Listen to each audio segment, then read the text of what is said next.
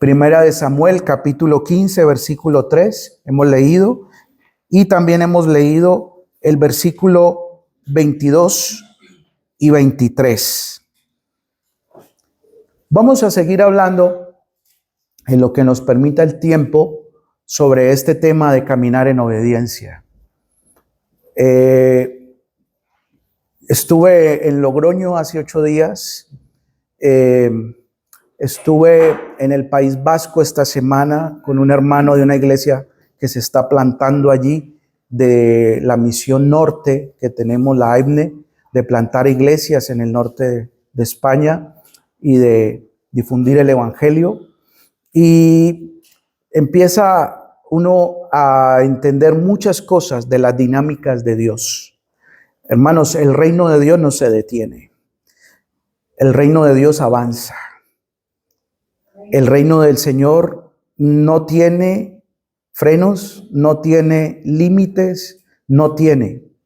Esto avanza porque el Señor así lo quiere. Estuvimos ayer en Tudela, después de llegar de varias horas de camino, desde la costa norte hasta acá, bastantes horas. Un hermano nos facilitó llegar más rápido y pudimos estar en los bautizos. Se bautizaron 3 jóvenes. Y quiero rescatar mucho esto, porque estos 3 jóvenes, cuando estaban en el agua y el pastor les hace 2 preguntas, tuve la oportunidad de preparar aquí algunos de ellos con el curso de bautizo. Dijeron algo que el auditorio quedó en silencio y a punto de derramar lágrimas. Cuando el pastor les preguntó, ¿ustedes han decidido venir voluntariamente a y bautizarse y seguir a Cristo? Casi que unánimemente los 3 dijeron no solamente seguirlo, sino dar nuestra vida por él. 3 jóvenes, no mayores de 20, 22 años. Eso partió nuestro corazón. El pastor Felipe estaba a punto de llorar, pero se contuvo porque tenía que seguir haciendo la ceremonia. Y esto nos impulsa a seguir al Señor en obediencia. Esto nos impulsa a continuar y a saber, por eso les dije en principio, que el reino de Dios no se detiene. El reino de Dios avanza. El reino de Dios está aquí entre nosotros porque está Jesús y su palabra. Uno de ellos fue nuestro hermano ya y miembro de la iglesia, Sebastián, que honramos por su decisión, que honramos por la disposición que ha puesto. Honramos por el acompañamiento de sus padres, Jason y Paola, que tomó esta decisión ayer. ¿Cuál es nuestro compromiso ahora? Como dijo el hermano Edgar, orar por él porque vienen tiempos difíciles. Seguir al Señor no es fácil. Obedecer al Señor no es fácil. Y no es fácil porque hay muchos retos y desafíos, porque te estás negando a ti mismo, porque estás tomando una decisión de obediencia que va a ser probada día a día, semana a semana, pero es la mejor decisión. Cuando yo le estaba dando el curso a los chicos de aquí, les decía, a los 13 años yo tomé la decisión de bautizarme. Y si puedo decir hoy en día qué fue mejor, no hacerlo o hacerlo, después de 30 y algo de años, y no hagan cuentas, ¿cuántos años tengo? Hoy puedo decir, fue la mejor decisión, seguir a Cristo. Amén. Vamos a hablar de 2 reyes que se confrontaron, que vivieron en realidades diferentes y que nos deja la palabra de Dios una gran enseñanza sobre caminar en obediencia. Todos los días nos enfrentamos con realidades duras, crudas, difíciles, pero en el Señor y en la fe nos afirmamos cada día y sabemos que podemos crecer. Y muchas veces la distancia entre una derrota y una gran victoria es simplemente una acción de obediencia. Y eso es lo que leímos allí en 1 de Samuel 15. Samuel le ha dado una instrucción a Saúl, primer rey que inicia la monarquía. Samuel, en su calidad de profeta y de juez, le da una instrucción. Había un estorbo que venía hace mucho tiempo poniendo tropiezo a Israel, y era Amalek. Y le dice el Señor a través de Samuel a Saúl, coronado ya rey, ve y que sea una destrucción completa, porque este fue el primer enemigo de Israel una vez que sale en su camino a la tierra prometida. Fue el que le puso estorbo, fue el que le puso obstáculo. Y la instrucción era clara, pero Samuel, si ustedes leen todo el capítulo, por tiempo no podemos hacerlo ahora mismo. Saúl va y le dice, va y hace la tarea puesta por Dios, pero no la hace completamente, y por eso vemos aquí esa palabra profética que viene a Samuel y dice, espérate, tú has dicho que has terminado con Amalek, pero yo escucho un bramido de vacas, de bueyes, y veo aquí el rey de ellos. ¿Qué es lo que el Señor había ordenado hacer?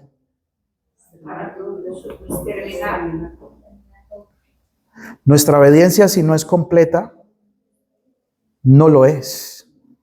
Nuestra obediencia, si no es con un corazón dispuesto, no lo es. Porque vamos a dar lugar a ciertas cosas que luego van a minar o van a atacar las decisiones obedientes que el Señor nos está pidiendo tomar. Pues algunos asemejan este Amalek como la carne, ¿no? Porque era un enemigo continuo.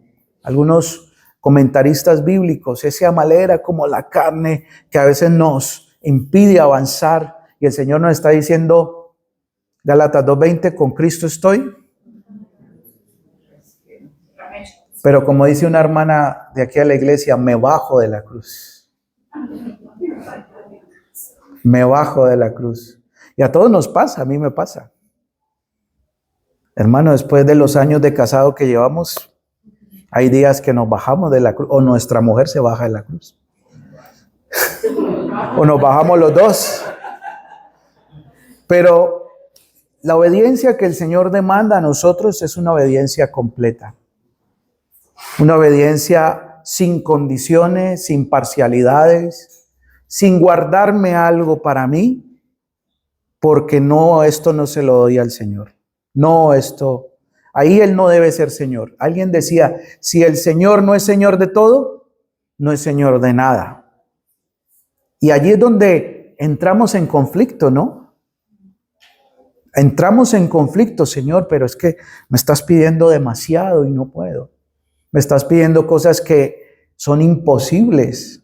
Pero cuando vamos a las Escrituras, creo que el Señor no sería injusto en pedirnos algo que no podemos hacer, porque nos ha capacitado por su Espíritu para poderlo hacer. Amén. ¿Cuál es nuestra motivación al obedecer al Señor? Pues la palabra obediencia tiene que ver con una palabra que dice escuchar y estar bajo. Esa es la palabra de donde viene el upo y el okou. Son dos palabras que nos dan a entender que la obediencia es una sumisión nacida de escuchar atentamente las palabras de Dios. Pero no a escucharlas para llegar y decir, ya las tengo aquí, las guardo. Luego tengo otras y las guardo. Y tengo otras y las sigo guardando. Oh, qué buena colección de palabras de Dios tengo. Pero no, como dice Deuteronomio 6, escucha, oh Israel, escucha y obedece, escucha y hace. Como dice Santiago en casi 3 capítulos, si nuestra fe no tiene obras, hay motivaciones para obedecer. Y yo quiero ir al corazón de esto porque cuando uno se confronta con la palabra de Dios, uno ve, ¿por qué lo he hecho? ¿Por qué estoy aquí? ¿Por qué estoy sentado allí? ¿Por qué estoy haciendo una función en el ministerio? ¿Por qué he venido desde otro país a centrarme en el servir al Señor? ¿Por qué voy y le comparto del Señor a otra persona? ¿Por qué?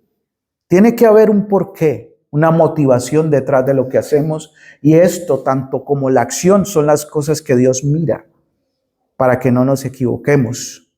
Saúl pretendió obedecer al Señor, pero tenía una motivación o algo en su corazón que dijo, voy a obedecer a mi manera.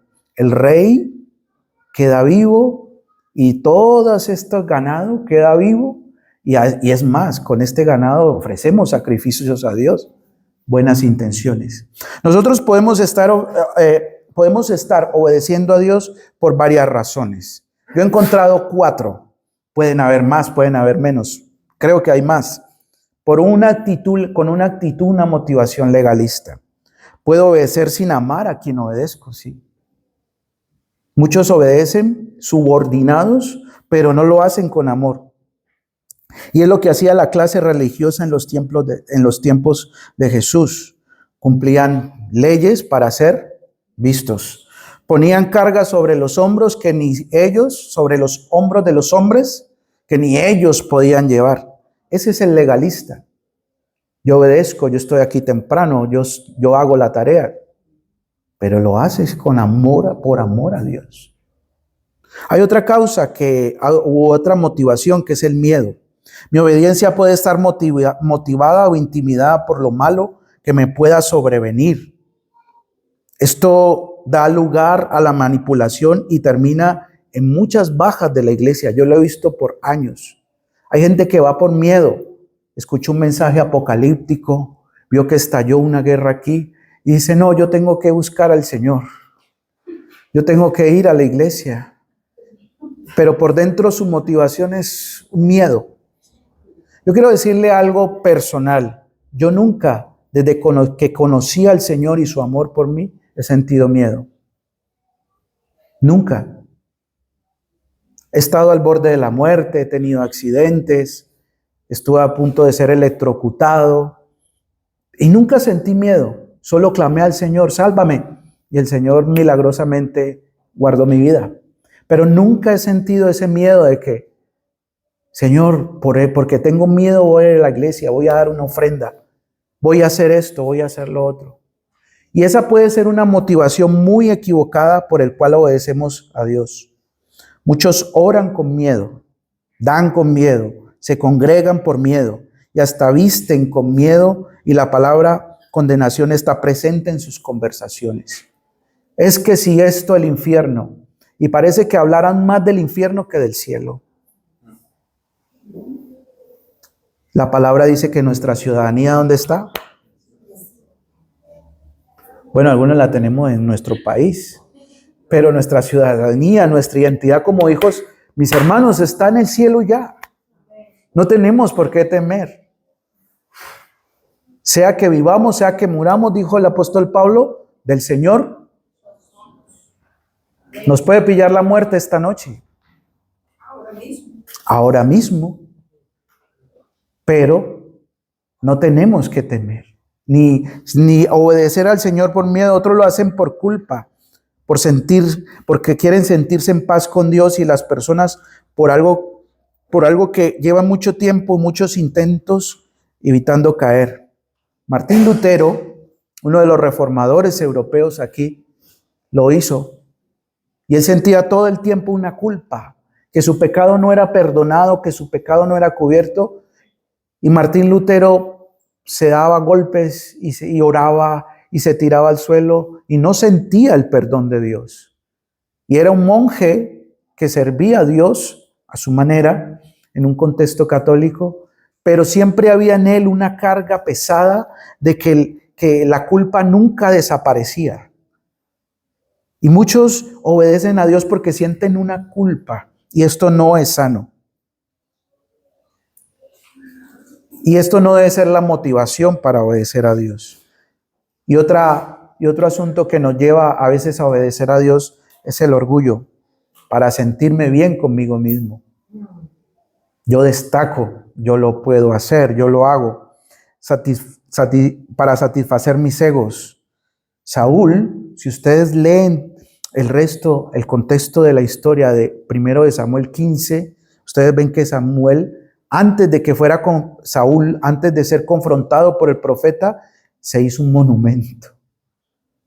Gané la guerra. Vencí a Amalek. Y él sacó pecho, orgullo.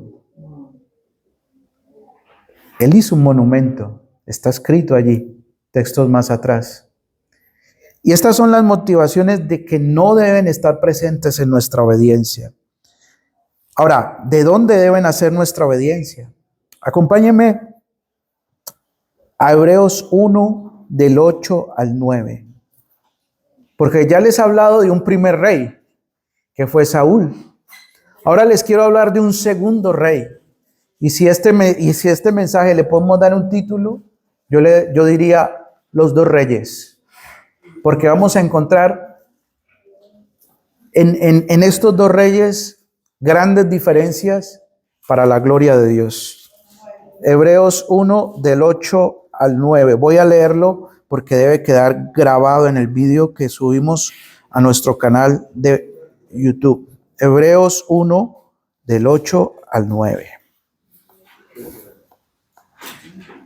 Si ya lo encontró, diga amén y sígame en la lectura.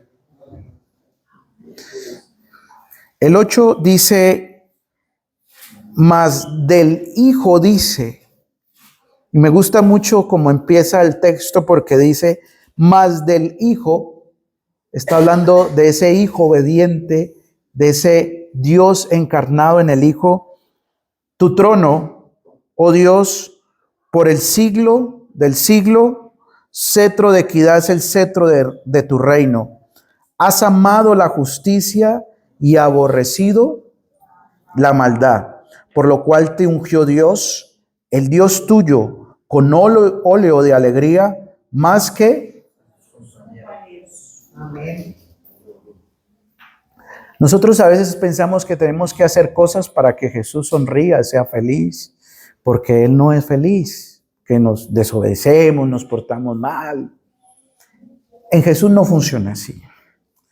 Jesús es completamente feliz porque hizo la voluntad del Padre.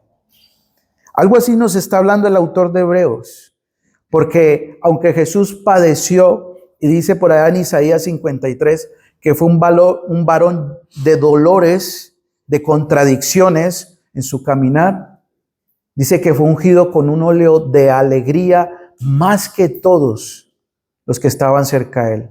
Porque Jesús tomó una decisión y la vamos a ver en Filipenses capítulo 2, vaya listándolo.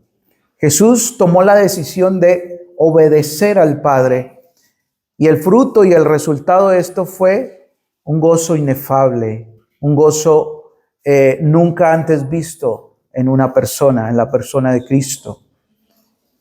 Pero hubo un factor que Jesús, siendo hombre, por eso dice, y del Hijo dice,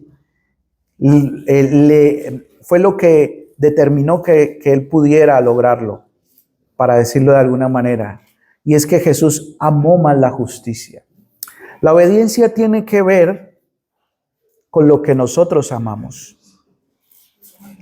Yo no quiero que mis hijos me obedezcan porque me tienen miedo, porque yo soy el Padre perfecto, porque yo soy...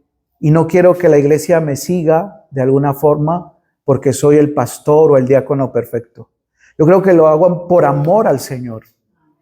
Yo quiero que mis hijos me obedezcan por amor, porque me aman a mí, que soy su padre. No porque van a sentir castigo. Es que esto hace la diferencia. Jesús dice que amó más la justicia. Jesús tuvo que tomar una decisión y es lo que plasma el autor de Filipenses 2 del 5 al 8. Vamos allí. Un gran texto que sé que muchos de aquí lo conocen, se lo saben. Haya pues en vosotros este sentir que hubo también, ¿en quién? El cual, siendo en forma de Dios, no estimó el ser igual a Dios como cosa a que yo soy Dios, a mí no me pueden tocar. Yo soy Dios, no me voy a humillar. Hermano, este texto empieza de los textos de las Escrituras en el Nuevo Testamento que parte nuestra alma en dos y nos lleva a los pies de Jesús es este. Porque el cual, siendo en forma de Dios, no estimó el ser igual a Dios como cosa que aferrarse, sino que, tomando forma de hombre, no más, de siervo, hecho semejante a los hombres, y estando en la condición de hombre, se humilló. Llegó a ser hombre, siervo, pero también se humilló, haciéndose como y muerte de cruz. Has amado la justicia y aborrecido la maldad. No puedo poner un ejemplo mejor que este. No puedo buscar un texto, es que no lo hay.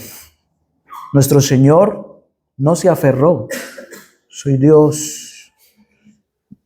Tengo que despojarme. Jesús tomó la decisión de pensar diferente. Y cuando nos dice la palabra de Dios, haya en vosotros el mismo sentir, esa palabra proneo es una acción continua o un hábito de vida.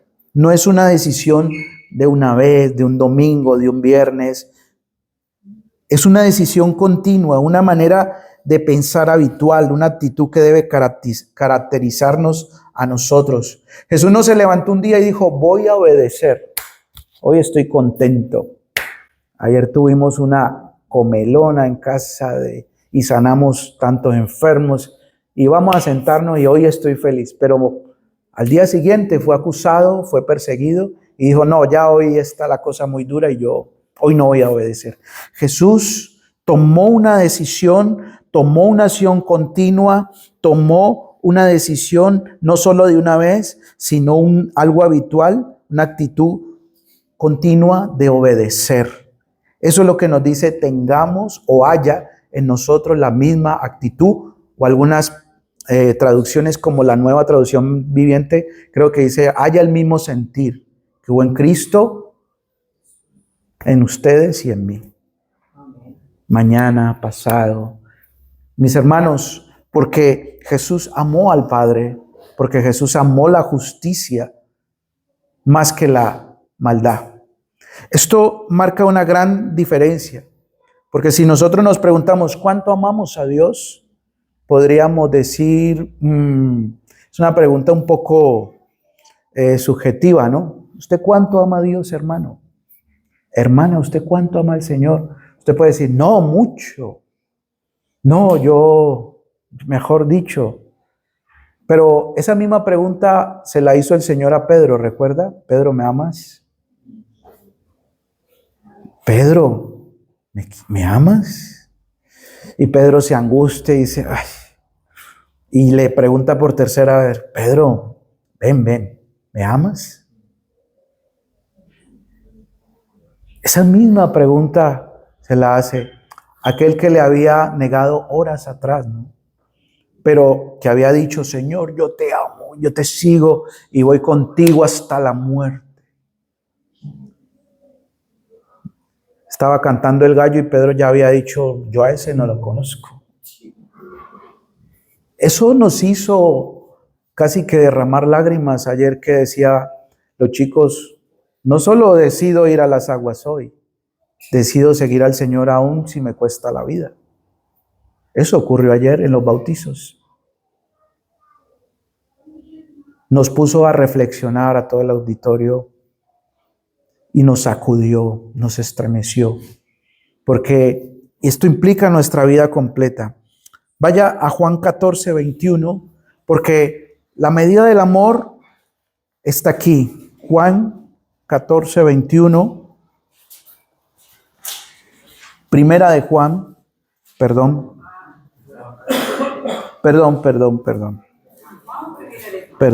Juan 14, 21. Evangelio de Juan 14, 21.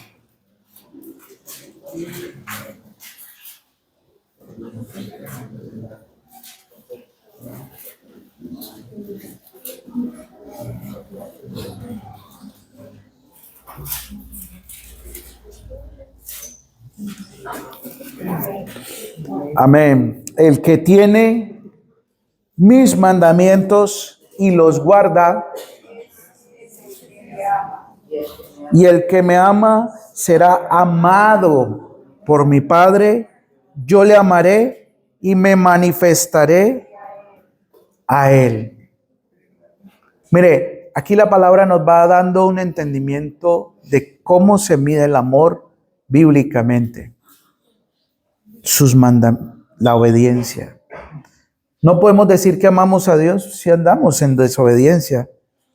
No podemos decir que le amamos si su palabra no está en nosotros. La obediencia describe la calidad y la cantidad de amor que hay en nuestra vida para el Señor. Obedecemos porque amamos al Señor. Y ahora sí vaya a Primera de Juan 5:3. Primera de Juan 5:3.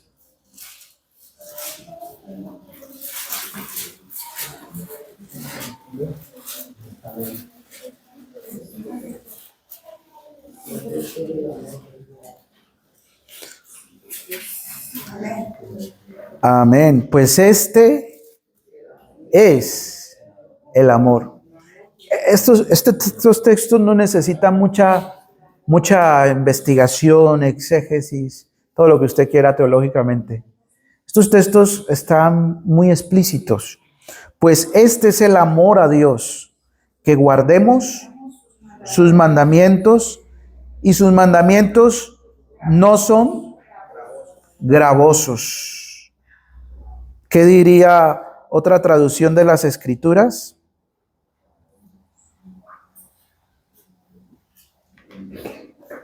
Cuando dice sus mandamientos no son gravosos,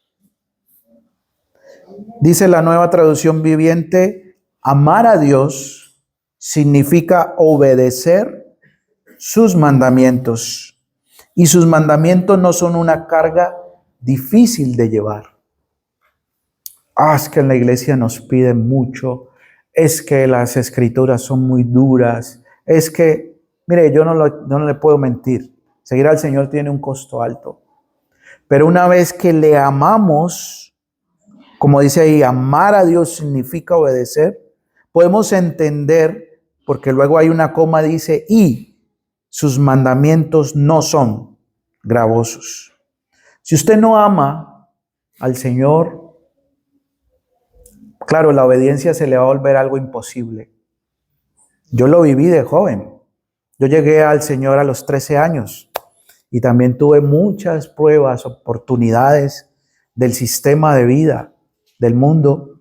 También tuve muchas ofertas y tengo que decirles que me costaba.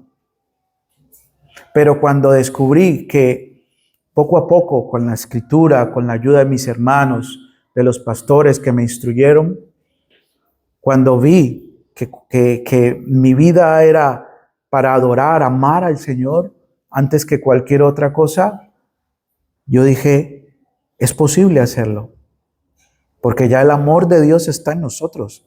Romanos 5. Cuando usted puede entrar o usted entra en una condición de que los mandamientos del Señor no son una carga difícil de llevar, porque usted ha empezado a amar al Señor, su vida cristiana automáticamente cambia. Y cualquier cosa que usted ha entendido desde la palabra que es pecaminosa, que no agrada a Dios, usted dice, wow, Señor, yo no necesito de esto. No sé si a alguno le ha pasado, ¿no? Yo ya no necesito de esto para estar feliz. Yo no necesito de lo otro o hacer esto para estar feliz. Porque el amor de Dios me cubre, me llena, me cobija. Quiero agradarle a Él. Quiero servirle a Él. Quiero buscarle. Entonces no necesito de esto. Eso va haciendo la diferencia. Sé que es una prédica para todos, pero también quiero animar a los jóvenes de nuestra iglesia a ello. Porque ellos están en un mundo difícil.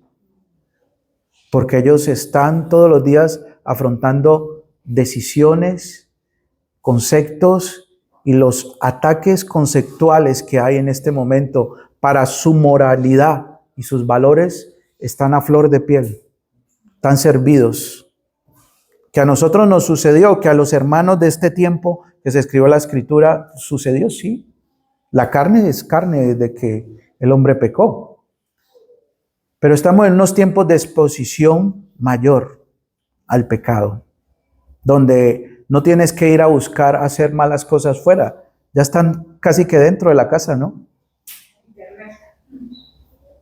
Ya están casi que dentro de la casa. Pero amar a Dios significa obedecer sus mandamientos, y sus mandamientos no son una carga difícil de llevar, dice la Nueva Traducción Viviente de Primera de Juan 5. Señor, no. Es que no la llevas tú. Si amas al Señor, tu corazón está dispuesto. Mira la actitud de Jesús, una actitud continua, permanente, de agradar al Padre. Pudo haber agradado a la gente de su tiempo, pudo haberse agradado a sí mismo, pero su condición fue agradar. Siendo hombre, aún se despojó, dijo, voy a agradar al Señor, porque este es el precio de la obediencia que el Señor me pide. ¿Qué pasa cuando obedecemos continuamente? Pues como todo en la vida, cuando practicamos y practicamos, pues se hacen las cosas más fáciles, ¿no? No es igual la primera vez que usted va al gimnasio que el día 60 ir al gimnasio. Ya no hay agujeta, ya no hay dolores. Agujeta le dicen aquí, ¿no? Cuando duelen los músculos. Ya no hay ese tipo de cosas porque ya está usted ejercitado. La palabra en muchas partes nos dice que debemos ejercitarnos. Y nos pone figuras de un atleta, de un soldado. Mis hermanos, la vida cristiana es de esforzarse, de caminar, de perseverar. No es una competencia del que llegue primero. Yo llegué primero al cielo y los hermanos de Calahorra ahí vienen atrás. No. Es una competencia en la vida de resistencia, de persistir, de continuar, de perseverar. Pero bendito Dios que nos ha dado las herramientas para ello. Entonces, cuando obedecemos, la justicia de Dios, como en Cristo, en Hebreos 1, toma lugar en nosotros. Y nosotros decimos, no, ya la maldad, no hay simpatía, no hay conexión con eso. Amamos más la justicia. Amamos más las cosas que agradan al Señor. ¿Qué debo hacer para caminar en obediencia? Mis hermanos, amar a Dios y amar al prójimo es un mandamiento, no es una opción. Yo veré si lo amo, En las Escrituras no es opcional. En las Escrituras nos manda a amar a Dios sobre todas las cosas. Las Escrituras nos mandan a mantenernos en ese amor, pero para ello necesitamos, primero que todo, renovar nuestros conceptos y allí debemos leer y volver a leer los textos bíblicos, porque muchas veces pasamos por encima del texto. Sí, muy bonito este texto, pero tenemos que volver allí para que nuestra obediencia se fije en la verdad que está hablando cada texto bíblico. Debemos tomar la decisión de rendir cualquier altivez. Segunda de Corintios 10, del 3 al 6, que va a ser la última predicación, si yo estoy aquí, Dios me permite, el 31, por allí, que es el último domingo. Me corrigen si me equivoco. Voy a hablar sobre Segunda de Corintios 10, del 3 al 6, porque ahí habla de las fortalezas mentales. Está hablando Pablo a los corintios y por qué esas fortalezas se implantan y nos mueven de una obediencia al Señor. Entonces, cualquier altivez que uno dice en el momento que se levanta en contra del conocimiento del Señor, hay que rendirla, hermano. Yo tengo mis egos y me toca ir delante del Señor y rendirlos. Digo, Señor, pero esta idea que tengo es muy buena. Pues lo que quería hacer Saúl era muy bueno, ¿no? Había mucho ganado para sacrificios y ofrendas, pero el Señor le ha dicho, así no. Y no es a mi manera, es a la manera de Él. Debemos tomar, no es siempre el mensaje de la palabra de Dios, lo hemos dicho muchas veces, para nosotros y no para el otro. Mi esposa es más desobediente, esta palabra va para ella. No, primero yo. Señor, háblame primero a mí.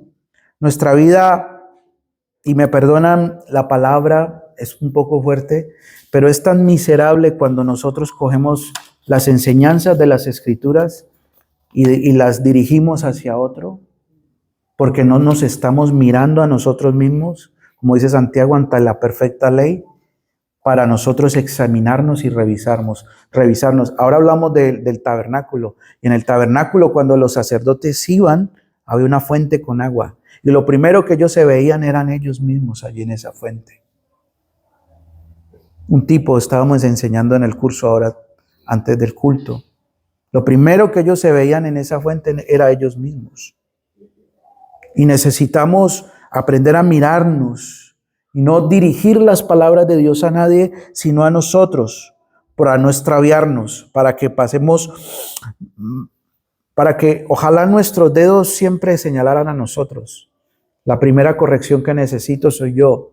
El primer ánimo que necesito soy yo.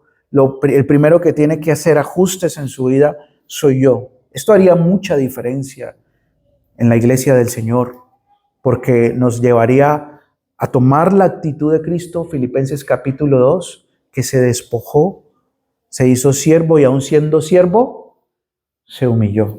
Amén. Que la motivación más fuerte a obedecer al Señor sea nuestra gratitud y amor por quien Él es y lo que Él ha hecho por usted y por mí. Esa debe ser la motivación más fuerte en nuestro corazón. ¿Usted por qué sigue al Señor Jesucristo? Porque Él dio su vida por mí. Dice Juan también que Él nos amó primero. Cuando yo no quería tomar ninguna iniciativa de amar a Dios, Él ya me estaba amando como yo estaba.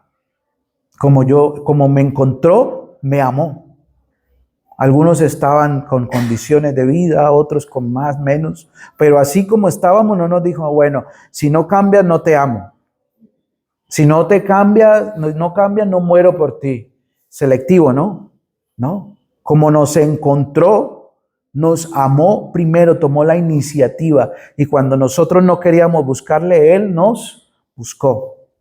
Esto hace la diferencia, mis hermanos, para que nuestra obediencia tenga un corazón, una motivación, una mente correcta. El motor, la gasolina, el impulso de nuestra obediencia al Señor no debe ser otra que amarlo a Él, porque Él nos amó incondicionalmente. Él hizo lo que tenía que hacer incondicionalmente. Amén. Oremos al Señor y le damos gracias por su palabra, por este día.